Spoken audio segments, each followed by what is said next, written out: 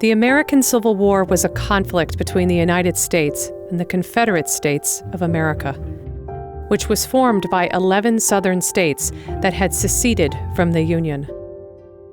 The war lasted from 1861 to 1865, ending when the Confederate Army surrendered and the Union was restored. For the first time, telegraphs and newspapers informed civilians of news from the battlefield almost as soon as it happened, bringing more of the horror of war, the personal and political trauma to them with new immediacy. The Civil War resulted in the deaths of as many as 851,000 soldiers, or approximately 2% of the American population at the time.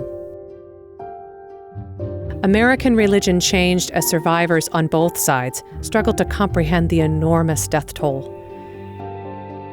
Understanding of the afterlife shifted, with Northerners and Southerners comforting themselves with the idea that heaven looked like their parlors at home. When the North and South reunited, how their new society would function was not assured. President Andrew Johnson showed leniency toward Southern whites and former slave owners, who invented new ways to limit opportunities for Black Americans. The South was forced to abide by the 14th Amendment to the Constitution of the United States. Enslaved people were freed and granted citizenship and equal civil and legal rights. But by returning seized Southern land to its previous owners, Johnson kept Black people from prospering in the new economy.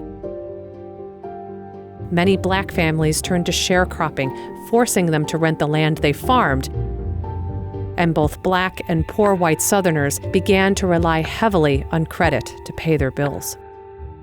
Allowed to make their own rules, especially after the end of Reconstruction in 1876, Southern states legally limited the ways Black citizens could participate in society. Even after legal segregation began to end in the 1950s, undoing centuries of codified racism was a defining American problem.